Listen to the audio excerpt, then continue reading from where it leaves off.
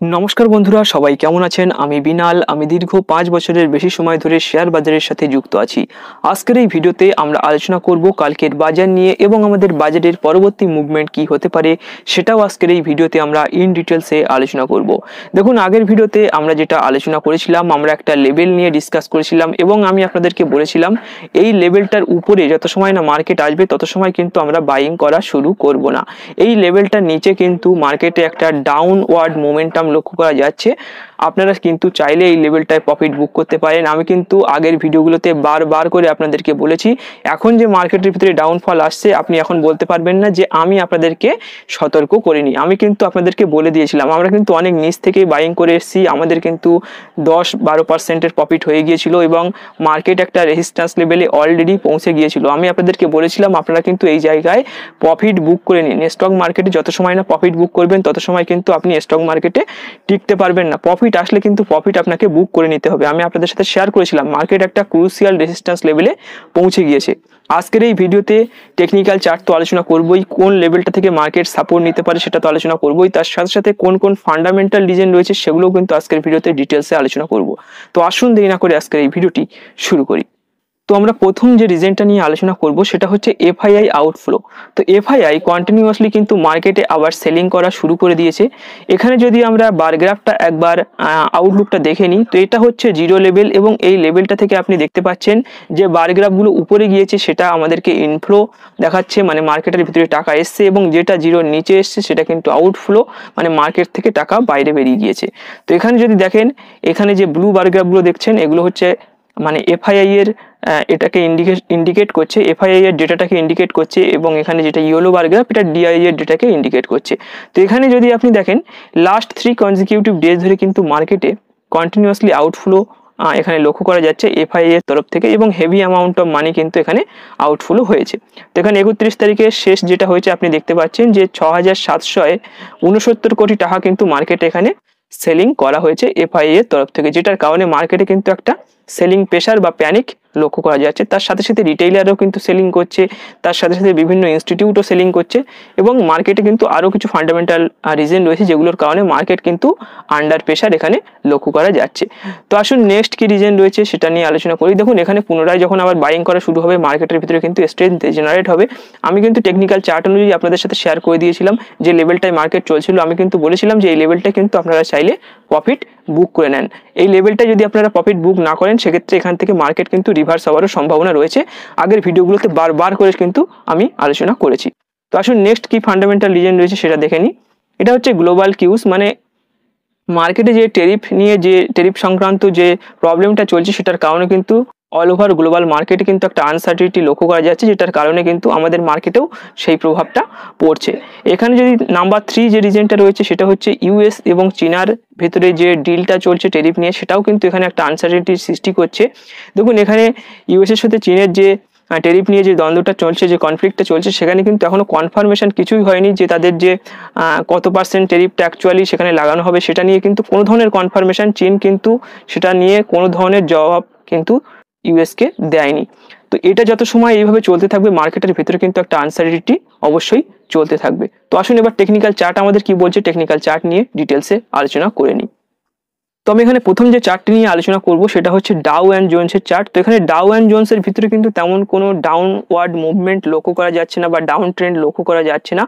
Dow Jones কিন্তু এখানে খুব সুন্দরভাবে একটা ট্রেন্ড লাইনের উপর দিয়ে আস্তে আস্তে উপরের দিকে যাওয়া শুরু করেছে। এখানে আপনি দেখতে পাচ্ছেন যে 9 মুভিং এভারেজকে ফলো করছে এবং আস্তে আস্তে কিন্তু হায়ার হাই যে প্যাটার্ন রয়েছে মার্কেটের সেই প্যাটার্নটাকে কিন্তু ডাউ অ্যান্ড জোন্স অনুসরণ করছে। এর ভিতরে কিন্তু তেমন কোনো ডাউন ট্রেন্ড বা ডাউনওয়ার্ড যে সেন্টিমেন্ট সেটা কিন্তু লক্ষ্য করা যাচ্ছে না।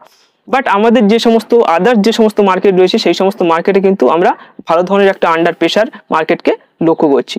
তো আমি এখানে নিফটি 50 চার্টটা ওপেন করে নিয়েছি। দেখুন নিফটি 50 আমাদের কি বলছে। দেখুন নিফটি 50-র ভিতরে আমরা কিন্তু আমাদের যারা ভিউয়ার্স রয়েছে তারা কিন্তু প্রফিট বুক করে নিয়েছে। আমি কিন্তু আপনাদের সাথে শেয়ার করেছিলাম যে এক্স্যাক্টলি আমাদের কোন লেভেলটায় বাই করতে হবে এবং কোন লেভেলটায় সেল করতে হবে।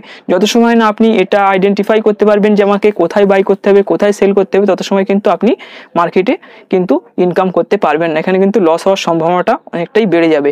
আমি কিন্তু শেয়ার করে দিয়েছিলাম। দেখুন আমি আপনাদেরকে বলেছিলাম এই যে লেভেলটা রয়েছে এই লেভেলটাই কিন্তু আমি আপনাদেরকে বাইং করতে বলেছিলাম, এবং এই যে লেভেল রয়েছে এই লেভেলে কিন্তু আমি সেলিং করতে বলেছিলাম। তো দেখুন মার্কেট এই মুহূর্তে মানে তখন যারা বলছিল যে দাদা এখন বাইং করার সময় আছে কিনা, যখন এই লেভেলটায় মার্কেট চলছিল তখন কিন্তু আমি আপনাদেরকে বলে দিয়েছিলাম যে কোথায় আপনাদের বাইং করতে হবে। আমি বলছিলাম এই মুহূর্তে বাইং করবেন না, কোথায় বাইং করবেন সেটাও কিন্তু আমি ডিসকাস করেছিলাম। কোথায় বাইং করতে বলেছিলাম, আমি বলেছিলাম যে 26,100-র উপরে যখন নিফটি ক্লোজিংটা দেবে তখন কিন্তু আমরা বাইং করার কথা ভাবতে পারি, তার আগে বাইং করব না। কেননা মার্কেট অলরেডি একটা ক্রুশিয়াল রেজিস্ট্যান্স লেভেলে পৌঁছে গিয়েছে, এখান থেকে যখন তখন প্রাইস রিজেকশন বা কারেকশন হতে পারে, সেটা কিন্তু আমি বারবার করে আপনাদের সাথে আলোচনা করেছি আগের ভিডিওগুলোতে। তো এখানে যদি আপনি দেখেন এক্স্যাক্টলি সেই লেভেলটা থেকেই কিন্তু মার্কেট আস্তে আস্তে রিজেকশন করে নিচের দিকে আসা শুরু হয়েছে। তাহলে এখন আমরা কোন লেভেলটায় আসলে পুনরায় বাইং করতে পারি? দেখুন এখানে দুটো কন্ডিশনে বাইং করা যায়, একটা হয় সাপোর্ট লেভেলে বাইং আর একটা হয় ব্রেকআউট বাইং। তো সাপোর্ট লেভেল যদি বলেন সেটা কিন্তু এখানে একটা সাপোর্ট জোন রয়েছে, আর সাপোর্ট জোনটা কোথায় রয়েছে দেখুন, সাপোর্ট জোনটা যেখানে রয়েছে সেই লেভেলটা হচ্ছে দেখুন এখানে আপনি দেখতে পাচ্ছেন, দেখুন এই লেভেলটা থেকে কিন্তু বারবার প্রাইস রিজেকশন হয়েছে, এই যে লেভেলটা রয়েছে না এই লেভেলটা থেকে কিন্তু প্রাইস বারবার রিজেকশন হয়েছে, সেহেতু এই লেভেলটা একটা সাপোর্টের কাজ করছে এবং এই জায়গায় কিন্তু একটা সাপোর্ট টাইপের রয়েছে।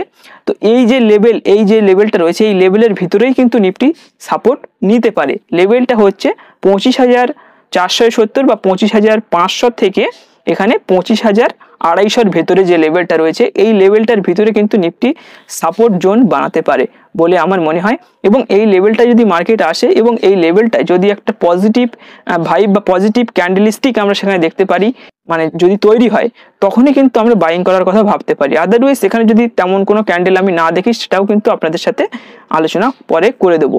যদি এখানে কোনো রিভার্সাল ক্যান্ডেলস্টিক বা রিভার্সাল কোনো প্যাটার্ন তৈরি হয় তবেই কিন্তু আমরা এখানে পুনরায় আবার বাইং করতে পারি। এবং আমি আগের ভিডিওতে যেটা বাইং করার কথা বলেছিলাম সেটা কিন্তু 26,100-র উপরে বলেছিলাম।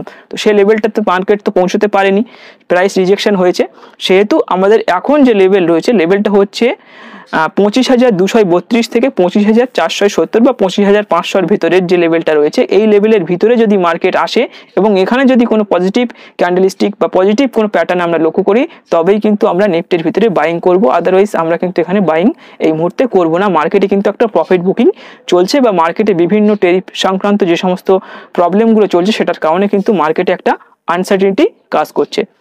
তো নিফটি নিয়ে আর কিছু তেমন বলার নেই, সব কিছু ডিসকাস করে দিলাম যে কোন লেভেলটায় আসলে আমরা বাইং করব। এবং এই মুহূর্তে যাদের কাছে স্টক রয়েছে, যারা লসে চলে গিয়েছেন, ভাবছেন যে হোল্ড করবেন কিনা, তাদেরকেও আমি বলবো যে এই লেভেলটা যেটা আমি ডিসকাস করে দিলাম এই লেভেলটার ভিতরে যত সময় মার্কেট আছে তো আপনি আপনার স্টককে হোল্ড করতে পারেন। তো এটা নিয়ে আর তেমন কিছু আলোচনা করার নেই, সব কিছু ডিসকাস করে দিলাম। এবার যেটা নিয়ে আলোচনা করব সেটা হচ্ছে ব্যাংক নিফটি নিয়ে আলোচনা করব। তো আসুন ব্যাংক নিফটির চার্টটা ওপেন করে নিই। তো এখানে আমি ব্যাংক নিফটির চার্টটা ওপেন করেছি। তো ব্যাংক নিফটি আমাদেরকে কি বলছে দেখুন, ব্যাংক নিফটি নিয়ে আমরা আগের ভিডিওগুলোতে যেমনটা আলোচনা করেছিলাম 101% তেমনটাই কিন্তু ব্যাংক নিফটির ভিতরে আমরা লক্ষ্য করছি।